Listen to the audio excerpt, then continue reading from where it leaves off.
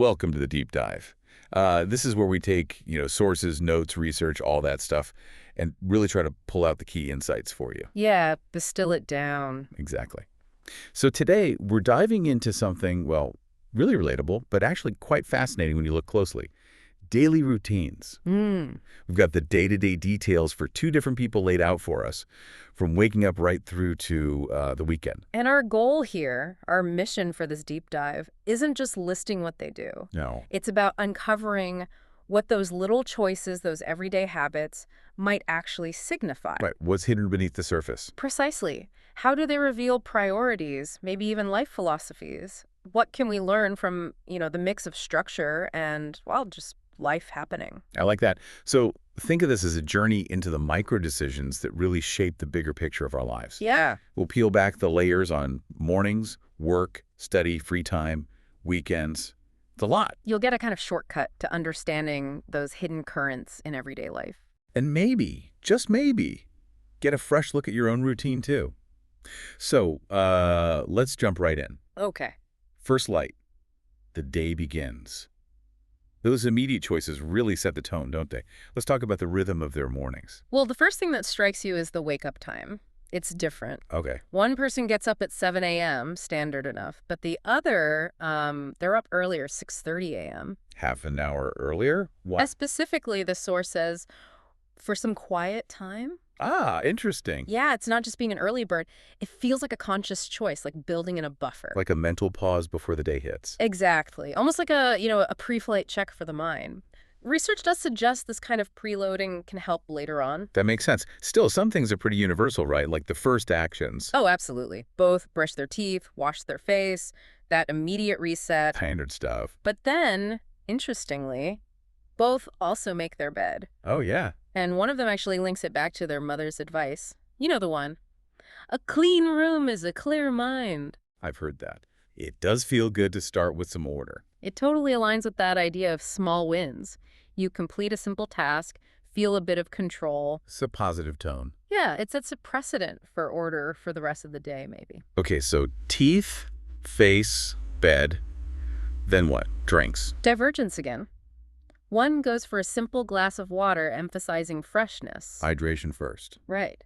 The other, straight for coffee. Ah, the caffeine kick. Yeah, so these small things, water versus coffee, they already show two different approaches to, well, energy management right from the start. One physiological, one neurological boost. You got it. Priming the body and mind in different ways. Okay, so after those initial rituals, it's on to fuel.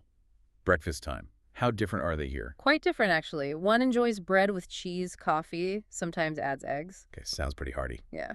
The other prefers fruit and tea, maybe oatmeal sometimes. Lighter, perhaps. More slow-release energy. Possibly reflects different dietary preferences or just what they feel they need. Quick energy versus maybe more sustained. And is it a solo affair, or? Well, that's another key difference. One usually eats with family. Ah, so communal start. Yeah, suggests that connection is part of the morning routine. And the other. Often eats alone. Why? Because they leave early for work. So the schedule dictates the social aspect. Exactly. It's a reminder of how external things, like work, really shape these very personal habits, sometimes limiting those shared moments. Yeah, you can see that. So with these different starts, how does the next phase, heading out, look? Commutes and commitments. Okay, so one person leaves for work at 8 a.m., takes the bus. Right. The other is heading to university, leaves a little later, 8:30 a.m. Classes usually start at 9:00. Different life stages, different schedules right there. Clearly. And that bus commute. Anything interesting there? Well, the source mentions it's often crowded. Ugh. But crucially, it's preferred because it's cheaper than a taxi. Ah, the practical choice. Cost efficiency wins out. Speaks to maybe being resourceful, prioritizing budget in the daily grind. Makes sense. And the university student, what's their day like? Typically 3 or 4 classes. Can be long, apparently. I bet. But, and this is key, they say they enjoy them. Even the long ones. Yeah, suggests real engagement, intrinsic motivation for what they're studying, despite the workload. That's important. Finding purpose, even when it's tough. Definitely. Okay, so let's look at the core activities, the actual work or study. Right. The one at work describes a desk job. Emails, meetings. Typical office stuff. Pretty much. but they explicitly mention enjoying working with their team. Okay, so collaboration matters for their job satisfaction. Seems so. Then you contrast that with the university student. Lectures. Notes. Yep. Listening to lectures, taking notes, group projects too. Group projects. Always fun. Well, and they admit some classes are difficult, Naturally. but their approach is interesting. They say understanding comes from studying consistently and, importantly, asking questions. Active learning, not just sitting there. Exactly. Proactive about tackling the challenges, not just passive absorption. Okay, so mid-morning, early afternoon, Hmm. how do they recharge? Midday breaks, afternoon activities. Lunch habits show differences again. Let's hear it. One typically has rice with vegetables, sometimes chicken, feels quite balanced, substantial. Yeah. The other often goes for a sandwich and fruit. Quick, easy. Lighter fare.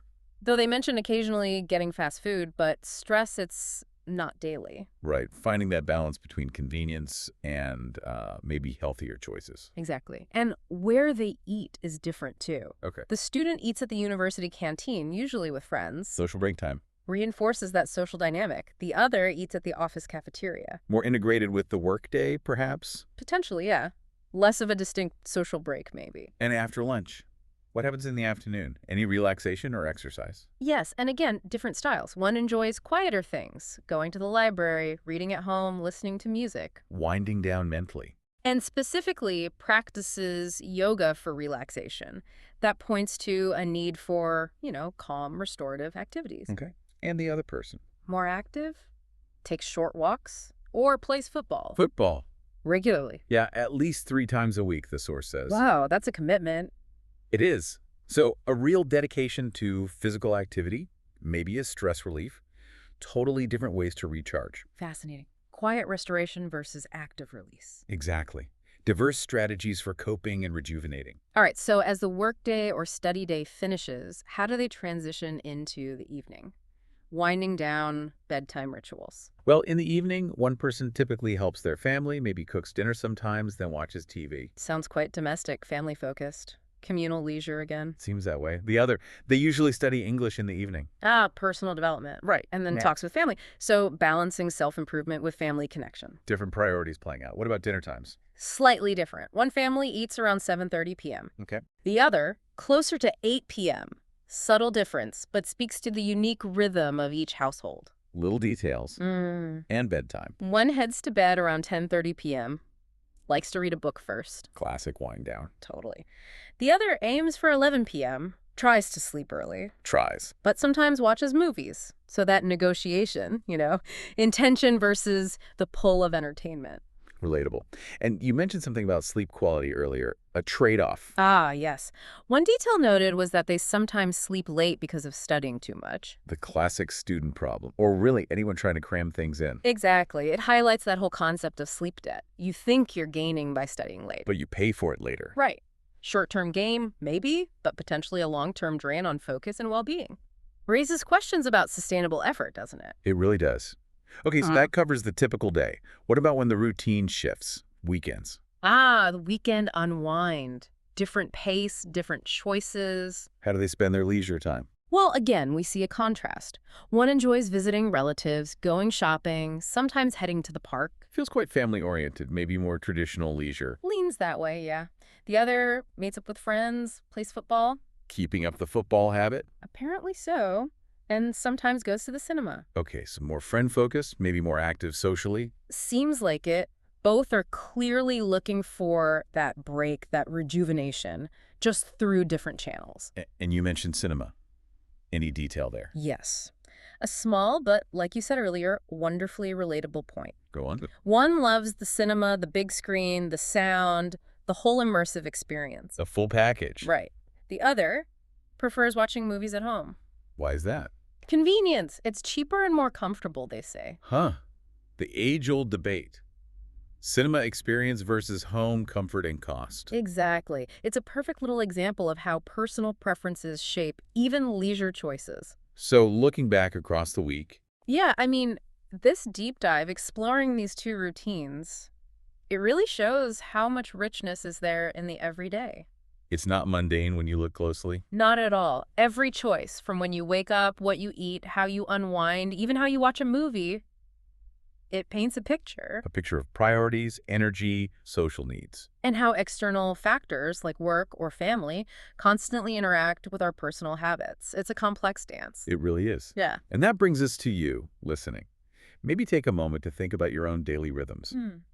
What are those small choices you make, maybe without even thinking? What might they reveal about your priorities, your aspirations, maybe for well-being or productivity? Yeah, and maybe think about this. Could a tiny conscious shift in just one habit, Like what? oh, maybe waking up just 15 minutes earlier for that quiet time we discussed, or maybe deciding to take a proper walk at lunchtime instead of eating at your desk? Small changes. Exactly. How might that create a ripple effect? Could it change how you feel or what you get done? Just becoming aware of these patterns is powerful. It gives you the power to be more intentional. Precisely. It empowers you to shape your days rather than just letting them happen. A great thought to end on. Thank you so much for joining us on this deep dive. It's fascinating. Until next time, keep observing, keep questioning, and keep exploring.